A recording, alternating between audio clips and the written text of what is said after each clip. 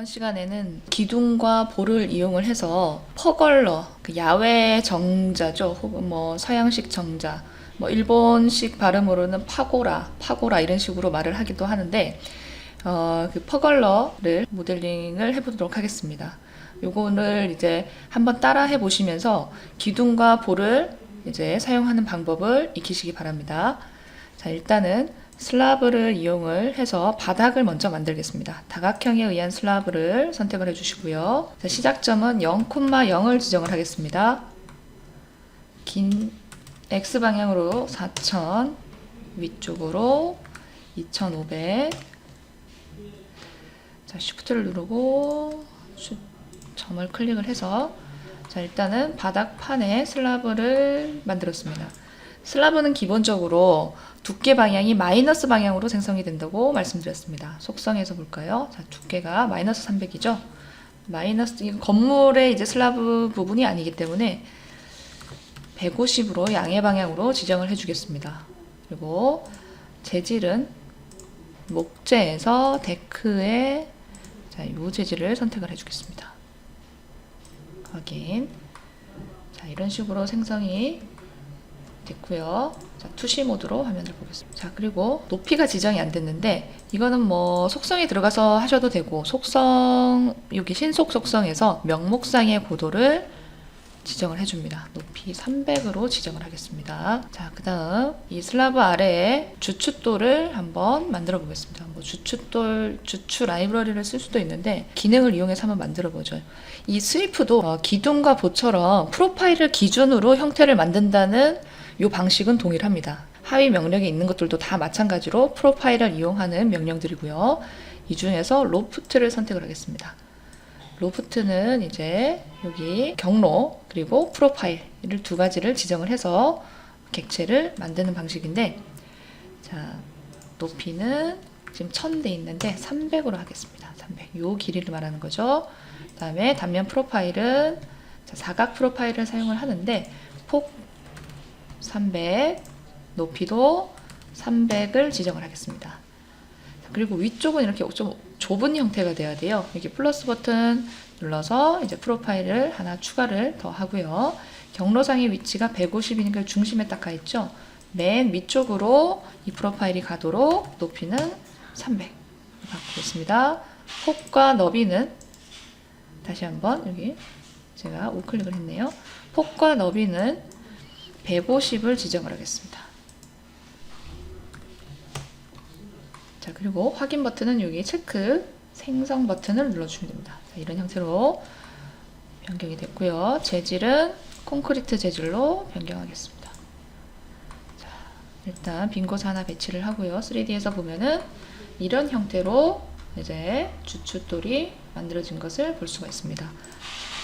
마커를 이용해서 정확한 위치로 한 번 더 이동해 주겠습니다. 기준으로부터 이동, 요 모서리와 만나도록 이동을 해주고요. 이 주추를 복제를 하겠습니다. 물론 마커를 이용해서 복제를 해도 되지만 편집 메뉴에 보면 복제에 거울이 있죠. 거울 복제를 이용을 해서 중심에서 중심까지 정확하게 이렇게 맞은편에 복제가 되고요. 똑같이 선택해서 거울 복제를 이용해서 미드에서 미드까지 자, 4개의 주추 부분이 만들어졌고요.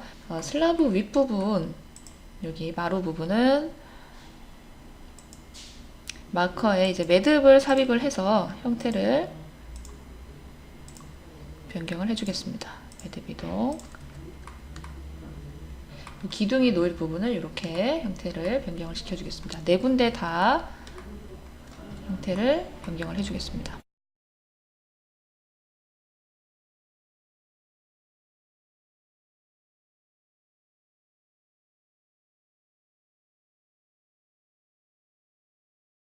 자, 이렇게 네 부분, 네 슬라브 모서리 부분이 변경이 됐고요.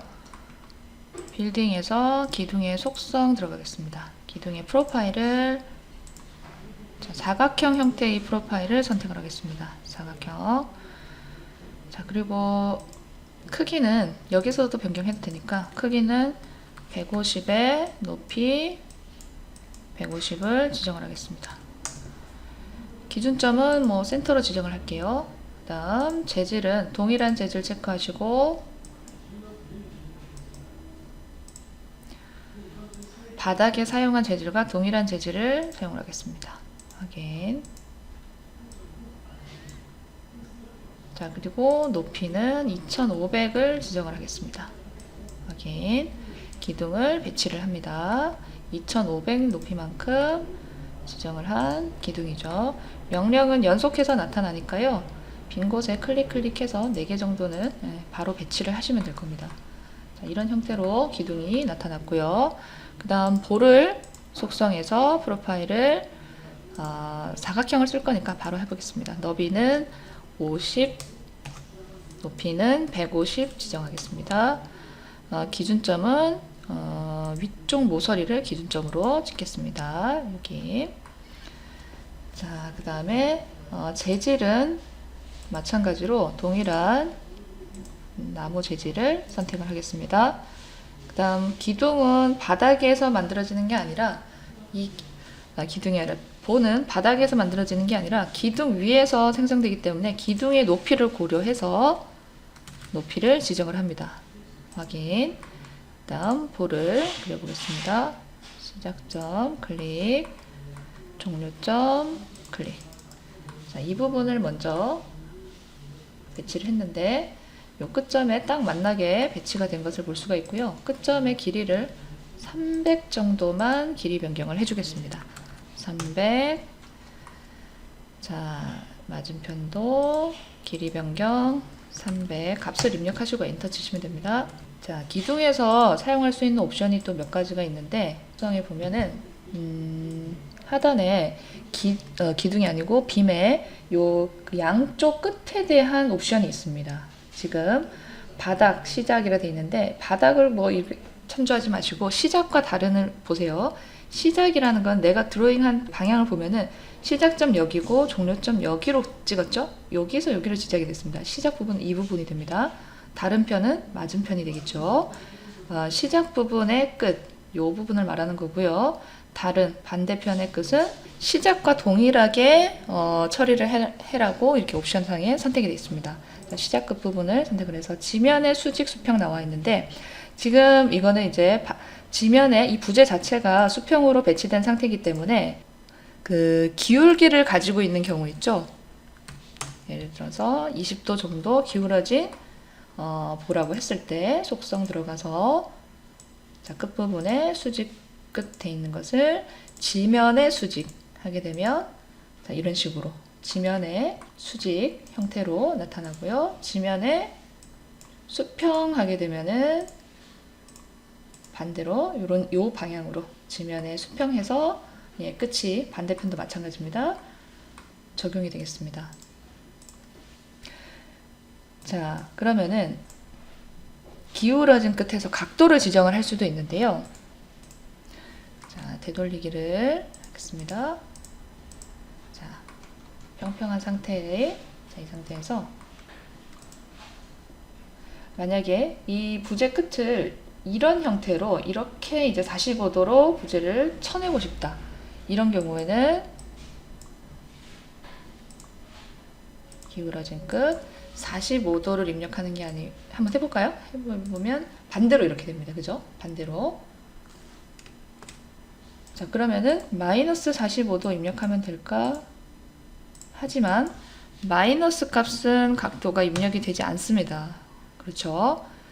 각도의 방향은 이제 반시계 방향으로 이렇게 돌아가게 되는데 그러니까 90도에서 45도 더하면 135도 해서 135도를 지정을 하게 되면 원하는 이 기울기를 가지는 끝을 생성을 할 수가 있습니다. 자, 이것 외에도 옵션이 하나 더 있었죠. 자, 프로파일을 사용할 수도 있습니다. 프로파일.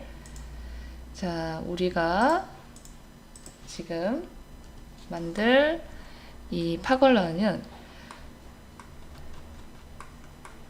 프로파일을 써서 이 끝을 한번 표현을 해보도록 하겠습니다. 자, 프로파일은 이쪽에 맞춰서 드래프팅 도구로 일단 드로잉을 먼저 해주겠습니다. 그냥 300을 그리는 게 낫겠네요. 300 그리고 150 높이는 150. 이 부재 높이가 150이니까요, 그죠? 자, 그리고 사실 이건 필요가 없습니다. 간격 띄우기를 해서 150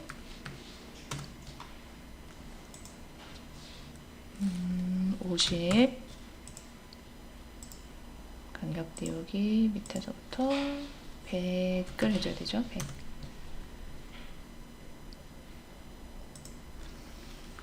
50 자, 50 자, 그 다음 편집에서 목깎기를 자, 값은 50을 지정을 하고요.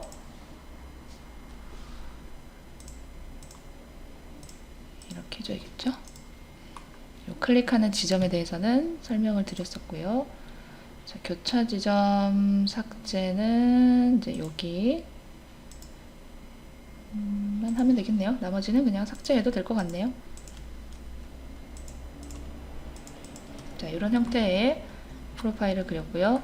프로파일을 바로 등록해 보도록 하겠습니다. 새로운 프로파일에 열린 프로파일 지정, 그려져 있는 형태대로 드로잉을 진행을 합니다. 아크, 직선 부분, 엔터 혹은 우클릭 하시면 되고요. 기준점을 지정하셔야 됩니다. 이름은 오픈 프로파일로 지정을 하겠습니다. 나의 다른 경로에 지정하시고요. 확인 누릅니다. 그 다음 이 빔 속성에 들어가서 자, 시작 끝의 옵션을 이제 프로파일 사용을 체크하시고요. 프로파일 선택에서 나의 다른 오픈 프로파일 방금 지정한 프로파일 확인합니다. 자, 그러면은 이제 맞은편은 이거랑 이제 시작과 동일하게 지정이 되도록 되어 있기 때문에 이런 식으로 양쪽에 프로파일이 적용된 형태를 확인할 수가 있습니다. 자, 벽과 마찬가지로 보에서도 빔에서도 이제 부재를 추가하거나 구멍을 낸다거나 오목부를 만든다거나 하는 그런 이제 옵션을 쓸 수가 있는데, 자, 여기 기타 부분에 보면 구멍, 오목부, 부속장치라고 있습니다. 자, 여기서 화면 이동은 3D 화면과 미리 보기 화면 이동 방식 동일합니다. 자, 삽입하기 눌러서 부재를 추가합니다. 자, 타입이 구멍이 아니라 부속기가 이제 돌출되는 부분을 말합니다. 이런 식으로 프로파일은 원이고요. 자, 기준면 요면이 앞면입니다. 자, 크기는 프로파일에 들어가서 길이 유지하고 40으로 지정을 해주겠습니다. 확인. 자, 이렇게 나왔죠. 그리고 길이는 요 돌출된 길이를 말하는 겁니다. 10 지정하겠습니다. 그리고 왼쪽에서부터의 거리, 여기서부터 이 거리는 이제 375만큼 지정하겠습니다. 왜냐하면 여기 끝에서부터 여기까지가 300이고 이 부재의 중심이 이제 75니까 375만큼 지정을 하고요. 그다음 중간에서부터의 거리는 30을 지정하겠습니다. 밑에서부터 위로 이렇게 가는 거리를 말하는 거죠. 그다음 재질은 색상에서 그냥 밝은 회색으로 지정을 해주겠습니다.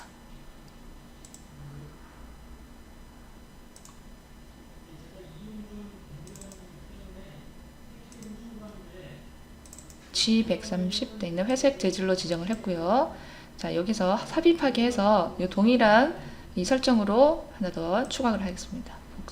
자, 같은 위치에 지금 배치가 됐기 때문에 마이너스 30 지정합니다. 이렇게 두 개가 되도록 지정을 했고요. 자, 한 번 더 삽입해서 자, 이번에는 왼쪽이 아니라 오른쪽에 이렇게 부재를 배치를 하겠습니다.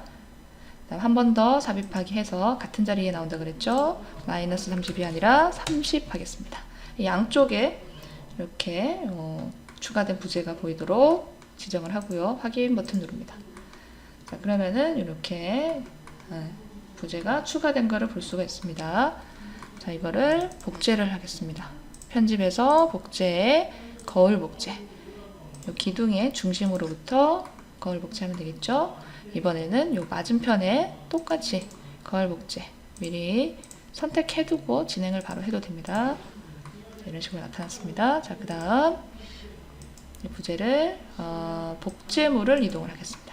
하나 이동한 다음에 이 방향을 이제 회전을 한번 해주고요. 이 부분에 이렇게 지나가는 부재로 볼을 만들 텐데, 길이가 여기가 2500만큼이었고 양쪽에 300, 300 돌출되니까 전체 길이는 3100 하면 되겠네요.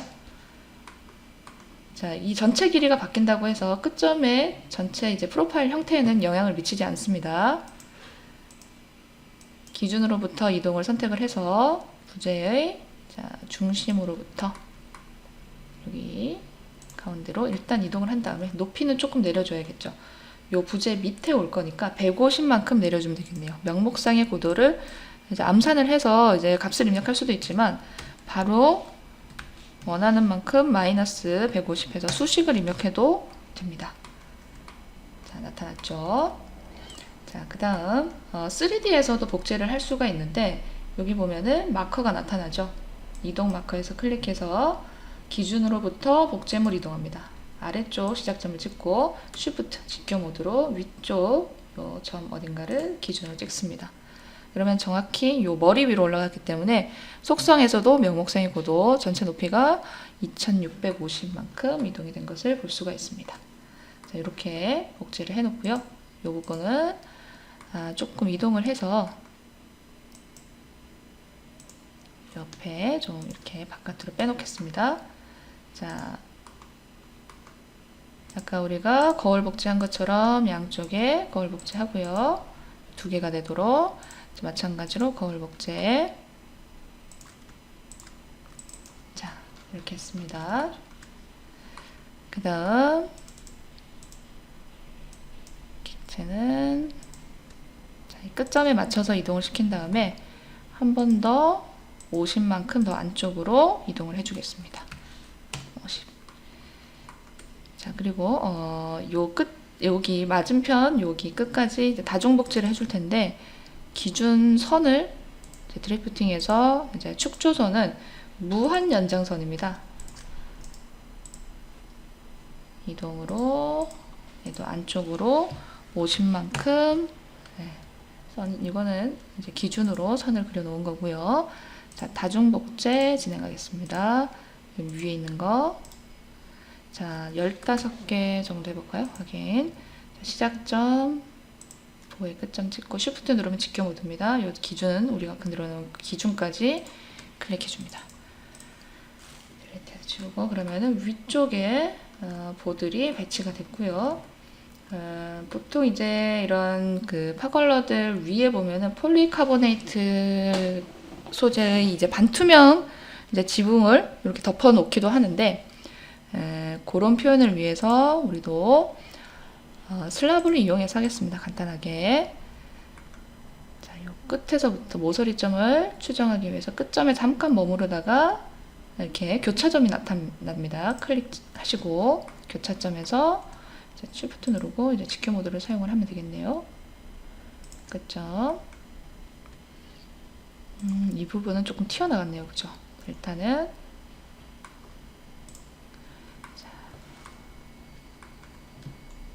끝점을 조금 삐뚤어졌으니까 매듭 이동을 눌러서 Shift로 일단은 평평하게 맞춰주고 이 부분이 조금 이동이 돼야겠네요. 기준으로부터 이동. 네, 이렇게 이동시켜주면 되겠습니다. 그 다음 요거는 두께가 이제 바닥 부분에 생겼는데 속성에 들어가도 되지만 이제 신속 속성에서 곧바로 높이 10 그리고 전체 높이는 2650 하면 되겠네요. 자, 그리고 재질을 콘크리트 재질이 아니라 유리 재질이 있어요. 자, 유리. 유리는 아니긴 하지만 대충 비슷한 재질로 이런 식으로 변경을 해줬습니다. 자, 파걸러가 이제 완료가 됐고요. 기둥과 볼을 이용을 해서 파걸러를 모델링하는 방법을 알아봤습니다.